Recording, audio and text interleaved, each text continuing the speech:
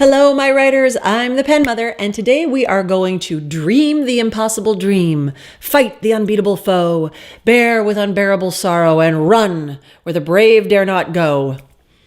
These are epic lyrics by Joe Darien from the Broadway musical Man of La Mancha, which is Don Quixote set to music. If you don't know the book, it's a giant of classic literature and is widely considered the first modern novel. If you don't know the musical, it's one of the best of all time, and The Impossible Dream is probably its most famous song. Why? Well, aside from just being a really well-written song, the idea of the impossible dream touches something in all of us. We all have that one thing, that crazy idea or that secret desire that we hold locked away in our hearts because it's just too wild or crazy to imagine ever making it come true.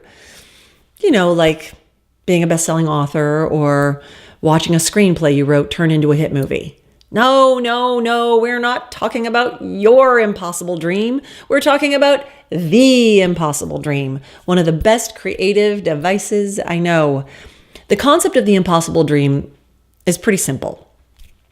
Compelling stories happen when the main character wants the one thing that is furthest from their grasp. Here that is again in a slightly different way. Your main character's greatest desire is to get the one thing that is impossible for them to get. And then we watch them get it. Or if you want to be a Debbie Downer, they don't get it, but I like happy stories. So let's do some examples because this may seem easy, but it's really, really not. Toy Story.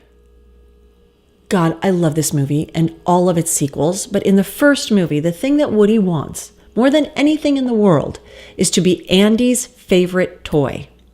In Act 1, that gets taken away from him, and everything he does after that is trying to get it back, which he does.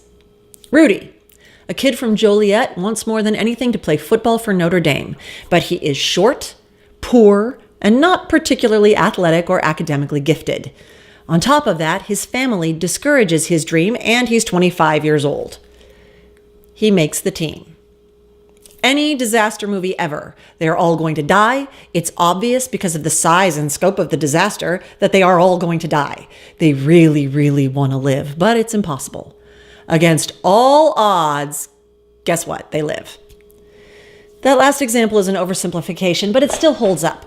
The first two are more intriguing because they show us as writers that everyone's impossible dream is different. A character's impossible dream is unique to their personality, their background, and the world in which they live. So that's the first part of the impossible dream. It's best when it's unique and specific to your character. To save the world is not a great impossible dream because everyone, or most people, would want to save the world if they can. Save my dog because I'm an orphan and he's the only real friend I've ever had, but he's in the pound and they're putting him down tomorrow and I have no way to break into the pound is bad, but getting closer. So ask your character, what is the one thing in the universe you really, really want? And then make it impossible for your character to get it. Put them as far away from it as possible. The second thing about the impossible dream is that it should be a positive desire. Stop climate change may seem like an impossible dream and a really, really good one in real life, but it's not a good one as a story because trying to stop something is never as interesting as trying to start something, make something, achieve something, get something, or become something. You can't have a character want to be alone. I suppose you could have them want to wipe out the human race that's active and would be pretty impossible. Also pretty dark. But then Thanos in Infinity War is an interesting guy. So Woody wants to be Andy's favorite. Rudy wants to make the football team. E.T. doesn't want to leave Earth. He wants to go home. Luke Skywalker wants to be a hero instead of a farmer. Saving the princess is just the opportunity that presents itself to help him achieve his dream.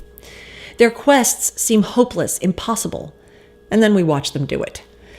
Of course, there are a lot of really good stories out there that don't use the impossible dream or they twist it and turn it in interesting ways. But if you're finding that your story is not engaging your audience, if you're getting feedback that your readers don't know what your main character wants, then this is probably what that feedback is telling you. Your character needs a dream they cannot have, and then they need to figure out how to get it. This is their quest to reach the unreachable star.